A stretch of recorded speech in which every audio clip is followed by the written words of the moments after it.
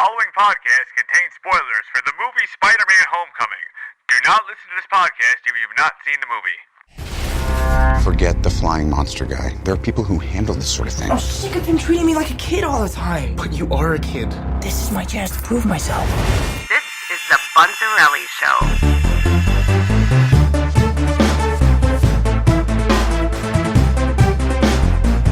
This is the Bunzerelly Show. 6 months into the show, and we're finally back where we started. We launched show number 1 last December with the Spider-Man Homecoming teaser. If you don't know, the Bunzerelly Show has been nominated for Orlando Magazine 2017 Best Podcast. I want to thank Ace Andrews for that because we ran together and, gave me that leverage and everything. So, so make sure you go back to bunzerelly.com and you'll find all the links you need and make sure you give us a vote. Let's start the show going into Spider-Man. Alec, you just came fresh out of the theater. What did you think about the movie? Honestly, I thought it was a great new start on the whole story arc of Spider-Man, to be honest. They kind of had the rough start with Tobey Maguire and then with Andrew Garfield. They kept just restarting, and I feel like they couldn't really find their footing. But with the new Avengers movies, they finally were able to bring Spider-Man into that. And so I think it's a great new start for Spider-Man, especially going into Infinity War and how he's going to be included and all that. So I thought it was honestly really good. Also joining us, new to the show, is Mason. Mason, what did you think about the movie? Man, I absolutely loved it. I mean, there were like a couple parts that I was a little iffy on, but generally, they definitely brought back Spider-Man in the best way possible. I loved how they didn't add too much of the origin story and just went straight into the action. Yeah, I as well. I like how it starts. We start like he's coming fresh off of Civil War. Now I've seen some of the footage of that selfie stuff he did with the Civil War. I didn't know where it was going to get placed in the movie because how sometimes they do those viral videos and they do this background stuff to kind of hype up the movie. So I didn't realize exactly how that opening sequence was going to go. And it was perfect. Just the little behind the scenes and what you catch from it, what I thought was, and a lot is attributed to Tom Holland, was that energy and that excitement of becoming the superhero. And that's kind of where the movie starts you off, where he's playing this phone tag with Happy Hogan and all that. And speaking of Happy Hogan, I think it's really cool, Jon Favreau, he kind of launched this whole thing when he directed Iron Man. I think it was back in 2008. And he still respects that little road, and he just brings back that character. I love the Iron Man stuff. I want to get to down the road. Let's talk about the Vulture. What'd you guys think about him? Probably the best villain I have seen in years, to be honest. I love that they make you love the character at the beginning. Because you see him, and then he immediately just gets, screwed by the government, and then just gets brought back in, and he's like, I gotta make way for my family. Yeah. I love that. Yeah, I think it goes back to even Dr. Octopus. I mean, Dr. Octopus is a little more extreme, but it's when you could buy the villain's point of view, it just makes it more realistic. And it wasn't anything too deep, nothing too tragic happened to it. It was just, because even the Vulture costume itself, it wasn't like he was using it to rob banks. He was using it to fly overseas and go to different places. He went to wherever, Sokovia. He went there to pick up the Ultron scraps and everything. It was all technical stuff to him. And it wasn't even until the first Scorpion kind of looks like he's going to show, we're going to sell him out, that he actually starts getting lethal and you kind of see that first flash of how he's going to respond to the threats of his operation. So the character development, as far as that, it was not forced. It wasn't like he went crazy. It was just very simple and very believable. Yeah, it was easy to love the guy. Yes. You followed him the whole time and you saw where he was coming from. Now, another thing that was also not forced and that was realistic. Now, when you compare about the different Spider-Mans, there's things about the first one started strong, kind of flopped off a little in the third. The second one was a little kind of gothy, a little weird. But this thing starts, what I really liked, the same way they started with the Vulture, his story, what I liked about with Spider-Man with his story, the way they start this particular Spider-Man is the struggle. And what I'm talking about is every movement. Yeah, he has the agility. He has the powers. Some things like sticking to a wall is simple to him. But, he kind of flops around and struggles in some parts where he's just, you get that running. You get that he's a 14-year-old kid with this strength. What I finally liked that they captured in movies was the whole, like, what does Spider-Man do when there's no buildings around? And they actually touched on that. Like, he's out in the suburbs, and he goes to shoot a web in the sky, and he's like, oh, crap. And then he just starts, like, running. Goes, oh, this sucks. And he's just running and tumbling. So, once he hits the trees, he's like, that's more like it. But, yeah, Tom Holland, definitely great as Spider-Man. Yeah, hitting on that point of, like, how you're talking about, like, his age and everything, I love how they finally got it right. Mm-hmm. Because, we've talked before, like, I'm really kind of a stickler for the comics and, like, the origin stories, but, like, in the comic books, he's, like, 14, 15 years old when he gets his powers, and every time they've done the movies in the past with Tobey Maguire and Andrew Garfield, like, they've started him out as, like, a junior or senior in high school, so, like, he's, like, 17, 18 years old, so, like, it's not, and the actors, they always look much older as well. Yes. Like, Tobey Maguire, he does not pass as someone could be in high school. No offense to the guy, but, like, he did not look like a high schooler in the movies that he portrayed. No, he didn't. And Andrew Garfield barely pulled it off. But Tom Holland, like, you can believe that he's, like, young, and then you see the way, like, he acts. Like, he just portrays, like, that awkward stage of, like, freshman, sophomore in high school. Like, just does it very well. He definitely has, like, the aspect of, like, the wonder, Like, he has that aspect of, like, wonder and, like, just curiosity, and I love that about it. Even, like, a lot of his maturity came out in a lot of the stuff, because he's trying to do what he believes in, and a lot of that came out with his arguments with Tony Stark. It was like the dad and the kid. He's like, no, you're not listening. No, I'm trying to tell you this. Like, it was really real. Like, I really like the dynamic with him and Robert Downey Jr. And I think Robert Downey Jr. even hinted to that during Civil War, that they just took a natural liking to each other, which you could probably attribute to his willingness to be in this movie and his decision just to be a big part of it. I think, like the rest of us, I think right from the get-go, I think Robert Downey Jr. believed in this Spider-Man. And that's probably why Iron Man has the presence he does. Yeah, and then touching back, like, sorry to go back to the age thing real quick. But, no, go ahead. 2 points that, like, you can really see in the movie that, well, what I saw the most of how well he portrayed someone in their early teens was one, when he gets his suit taken away, when Tony Stark takes back the suit, like, at that point where, like, he realizes, like, he's in trouble. Tony Stark is mad. Like, you see him start back to, like, no, like, I'm sorry, you're right. Like, I'm sorry. Like, yeah. Flashback to me when, like, I was a kid and, like, I was trying not to get my stuff taken away. Like, oh, no, I'm sorry. Like, you're right. I'm sorry. So, like, you can kind of see, like, he did that real. And then also, when he gets trapped underneath the building after the Vulture knocks out the pillars, like, and he starts, like, screaming, like, help, like, somebody help me. Like, that's when, like, you can, like, really see, like, this kid is, like, he's, like, this whole time, like, he's in a suit. Like, you're, like, you think, like, oh, he's a superhero. Like, he's, like, punching people out and, like, swinging around through New York. Like, he's a superhero. But then when he gets there, like, you realize, like, he's a kid. Like, he's a little kid trapped underneath the building freaking out. And so, like, I think like, the actor portrayed it extremely well. You bring up a good point, because I forgot about that, how he actually just kind of, once the suit was taken away from him, and that's another thing about character development, because once the suit was taken away from him, and it goes back to what Iron Man actually said to him, was like, if you can't do it without the suit, you don't deserve the suit. And he actually took it as he was being punished and kind of dropped it. And I didn't even take it till you mentioned it. It was like he did it almost out of respect for Iron Man, just like, well, he told me to stop doing it, so I'm going to stop doing it. Kind of want to jump ahead to that plot twist, because it's important, because, like, it's when he realizes who the Vulture is when he realizes how in danger people close to him are. He just springs into action. I guess that's where the true hero comes out. And I tell you something, when I saw that footage of him without the costume, I'm like, oh man, I don't know how we're going to power through that. But I tell you, the best scene was him in that whatever ski mask and goggles he was wearing. That was fantastic. And that goes to good writing, good character. You were just with him. You were following Peter. And it was perfect.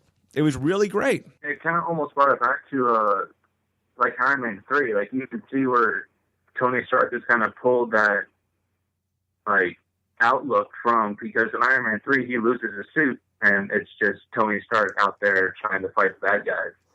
So like I love how they kind of connected to that. 'Cause that's what I pulled from it. Like that's what I got from it. Like he's like not too long ago. I mean, it was probably years since between I can't remember the exact time, but like between Iron Man 3 and like Homecoming. But I mean, like you can still see like it still like resonates with him, like how like he learned that lesson from way back then, because like I said, in Iron Man 3 he lost his suit for a good like 75% of the movie. It's just him running around without a suit trying to be Tony Stark and not Iron Man. He still had the black eye from Civil War too. Like that was a nice little detail. Like I caught that right away. A couple interesting tidbits. They had Donald Glover. A while back he was like showing some interest. He was pushing to play Miles Morales, who is in the comics is an alternate Spider-Man. It's a black Spider-Man. And he was pushing for that. That just didn't happen. So it's a little nod, because in the movie, I didn't know this till I looked it up, but he plays Aaron Davis, who is actually an uncle to Miles Morales. And he actually says to Spider-Man, I got a nephew that lives here. And I didn't even catch that. I read that somewhere else, but it's like a little interesting fact. But moving forward with this Spider-Man, because now, this Spider-Man, I think, is a winner. Definitely a winner character and everything. But my first gripe with the trailers was this, because they show that scene of Spider-Man pulling the boat together, and it's reminiscent of the Tobey Maguire stopping the train. It's half a nod, but it's half got that drama. I'm like, oh, the big scene, and it makes me look forward to it. And then when the TV spot started coming out, they show Iron Man's putting the boat together. So I'm like, you just totally like killed that scene. Like we all know how that scene ends. And I tell you, it didn't ruin the movie, because Iron Man, as much as it was like, oh, Iron Man's going to be in it, this movie was just great anyway. That was nowhere near the most important scene in the movie. It was nowhere near the most suspenseful scene in the movie. And but moving forward, the villain didn't die, which is unusual for a Spider-Man movie. So the villain didn't die, because usually they die by their own hands. So like Spider-Man keeps his hands clean and everything. Now, that part where Michael Keaton is revealed as Liz's father, that was awesome. That was the surprise I'm glad they kept, because that was the best. I did not see that coming a mile away. I was like, oh! And, and he had that conversation with Spider-Man, like, hey, I'm going to let you slide this one time. And then at the end, where they're showing like the beginning of the Scorpion and the Sinister Six happening, what I'm trying to round about it is like, what do you think's down the road with this franchise and the Vulture? Because now it's like, are they gonna? It looks like they're hinting towards the Sinister Six, because you got the Vulture and you got the Scorpion set up. So it's like, what do you think? If we go forward with this, what do you think? How do you think the Vulture's going to approach this whole thing? Because if he actually spoils a secret identity and you got a Sinister Six lined up that knows who Peter Parker is, that's like endgame. So I'm very curious about that. What do you guys think about that? Well, I don't know, because I feel like they might just phase him out, to be honest. Mm-hmm. I feel like they might just like push him out of the picture, because as they just said at the end of it, like even after the credits and everything, they were like, look, I don't know who he is. Mm-hmm.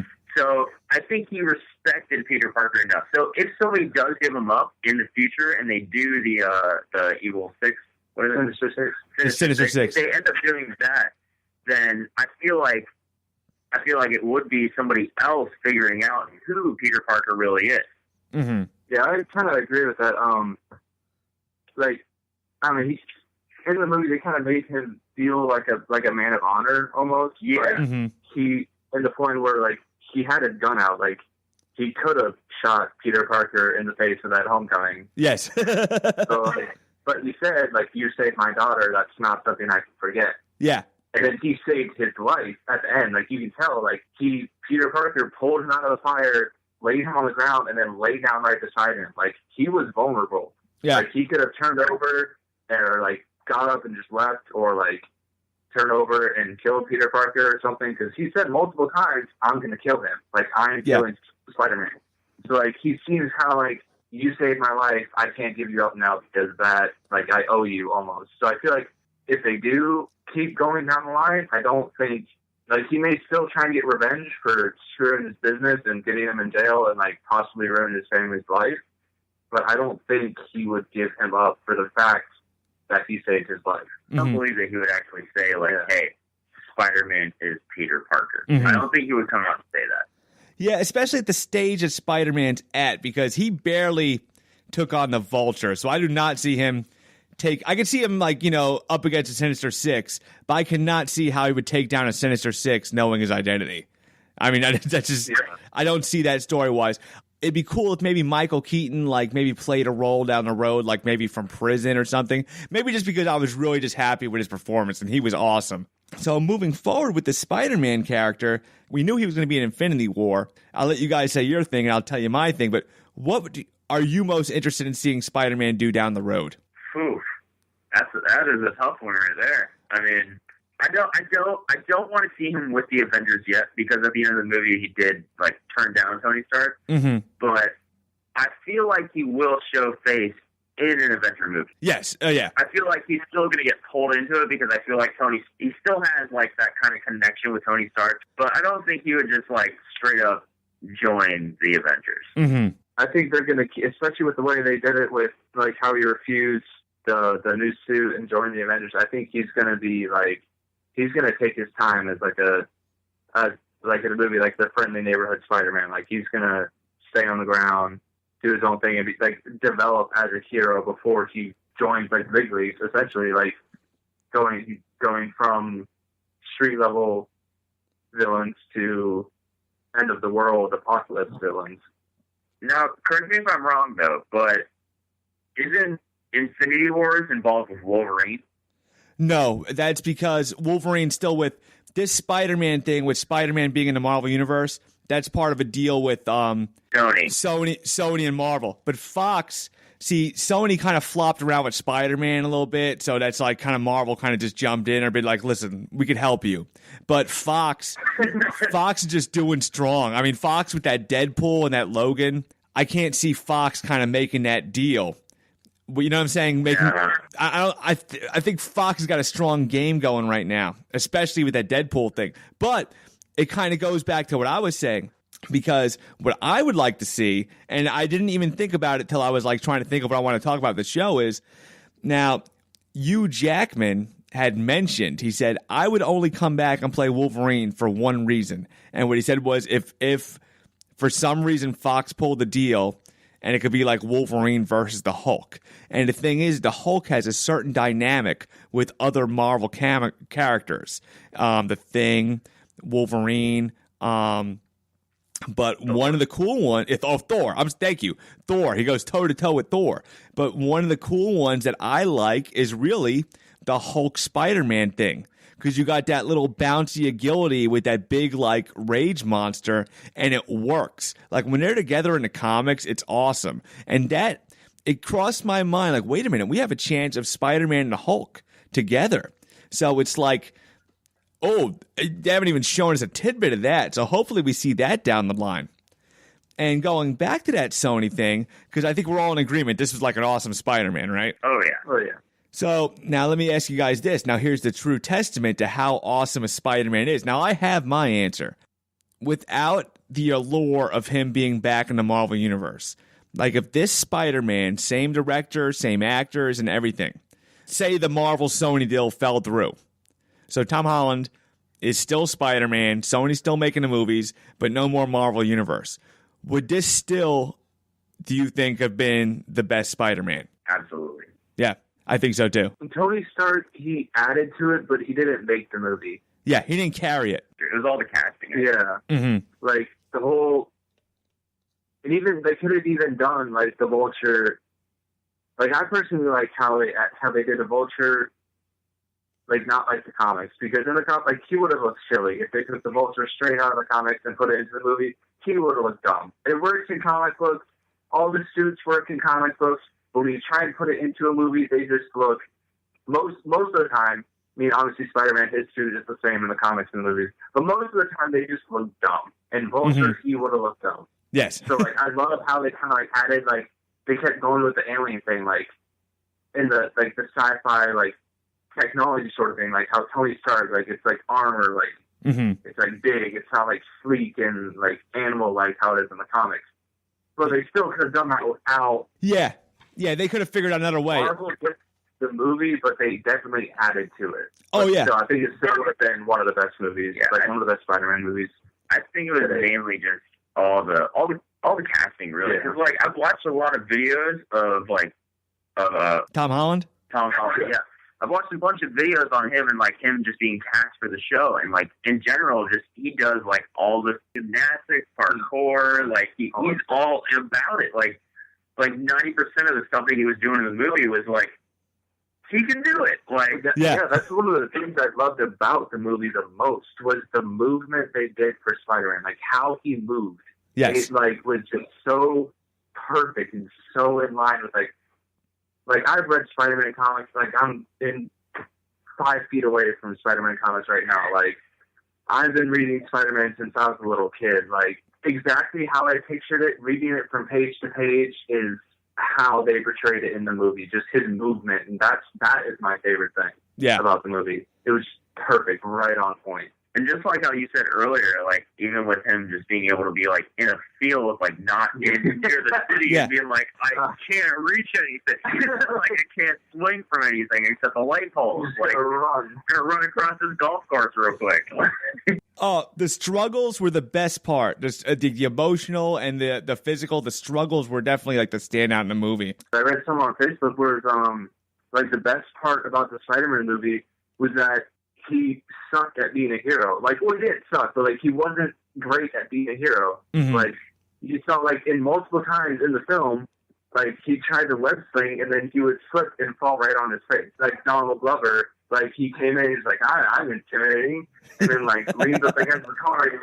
He's like, and then Donald Glover's like, I know what a girl sounds like, and like stuff like that. Like he's not, like he hasn't got the hero part down at it yet. Like he wants to, and he's got the qualities, but like he's still like 15 years old trying to be a superhero and intimidate these guys that are like 15 years older than him. I also loved his friend in the movie. What was his name? Ned. Yes. Ned was awesome. You like eggs? Like all of his questions when he found out that he was Spider-Man were incredible. Like I was like, this is amazing. Like if I was like his friend, like I'd be like, yo, what is going on here? Like, are you laying eggs? Are you like hatching babies? Where are the extra Spider-Man? I love that dynamic with him, and I also love the cast that they like kind of change it up and diversify it a little bit because, you know, do we want to see that third Harry Osborn? I don't think we're ready for that yet. I don't know if I want to see the same.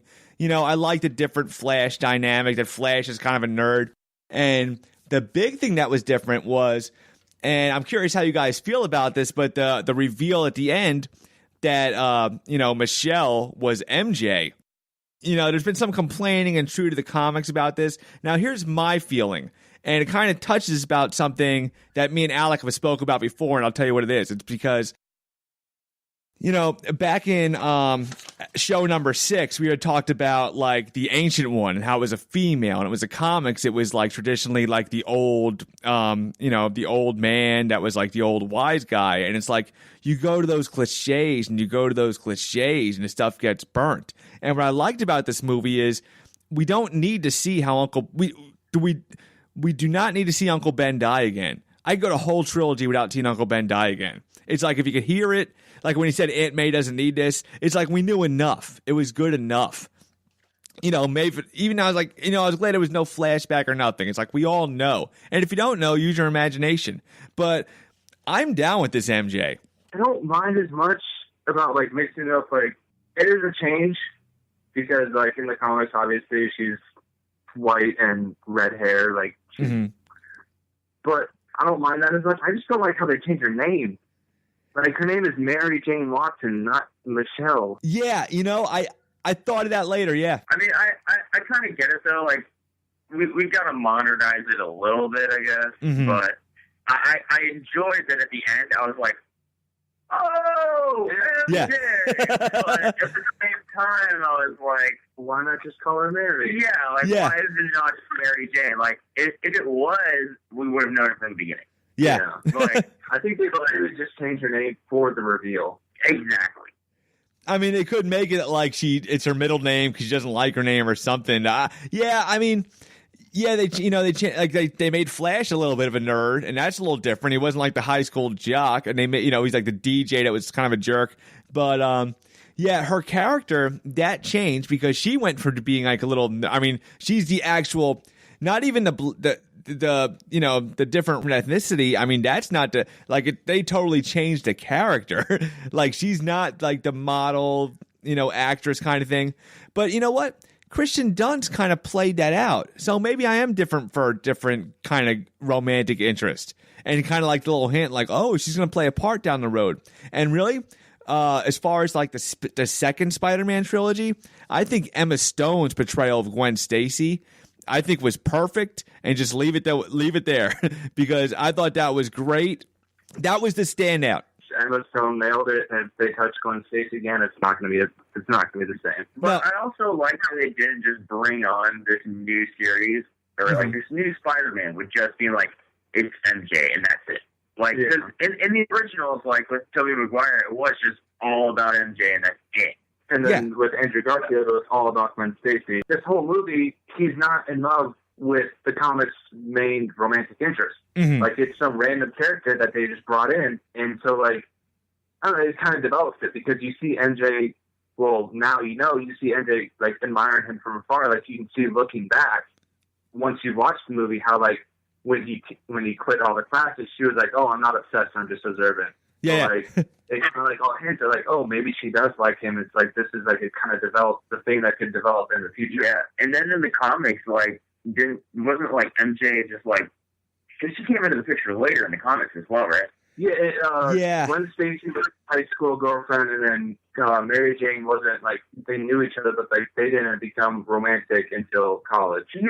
See, I feel like that's going to become more of like, I feel like that's going to be portrayed more in this version of the Spider-Man that we've seen now. Down the road a little bit. Yeah, it's going to be more towards the comics, I believe.